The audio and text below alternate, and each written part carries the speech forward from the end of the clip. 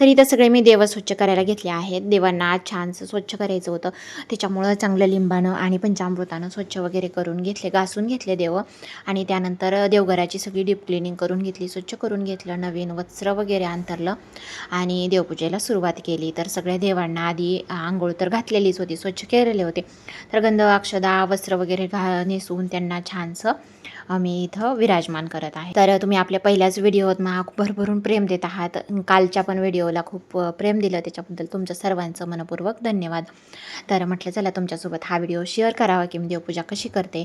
तर सर्व देव जे आहेत त्यांना मी, देवी ज्या आहेत त्यांना हळदी कुंकू आणि देवांनाही मी अष्टगंध वगैरे लावून घेते. आणि ह्या आहेत अन्नपूर्णा माता, तर त्यांना पण मी तांदूळामध्ये आज म्हणजे कसं काल आधीचे तांदूळ ते टाकून आणि आज परत दुसरे चांगले तांदूळ घेऊन त्यामध्ये त्यांची स्थापना केली.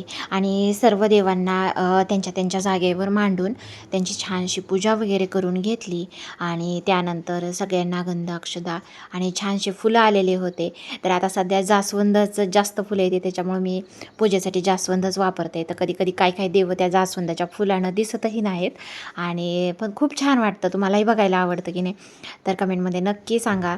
आणि माझी पूजा तुम्हाला कशी वाटते, माझे व्हिडिओ वगैरे कसे वाटतात, काही सजेशन्स असतील तर तेही तुम्ही द्या. तर मीही अजून सगळ्या गोष्टी काही परफेक्ट नाही आहे, हळूहळू शिकते.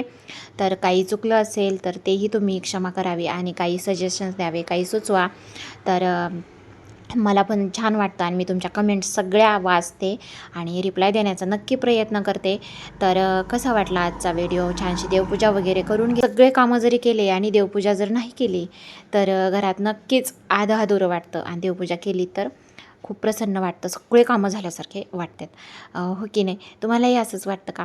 तर चला, तर मग आता बाकीचे कामं करायचे आहेत, संध्याकाळी पूजेची मांडणी करायची. तो व्हिडिओ पाहायला विसरू नका.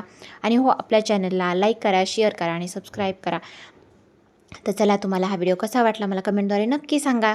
चला, परत भेटूया पुढील अशाच नवीन व्हिडिओमध्ये. तोपर्यंत स्वतःची काळजी घ्या.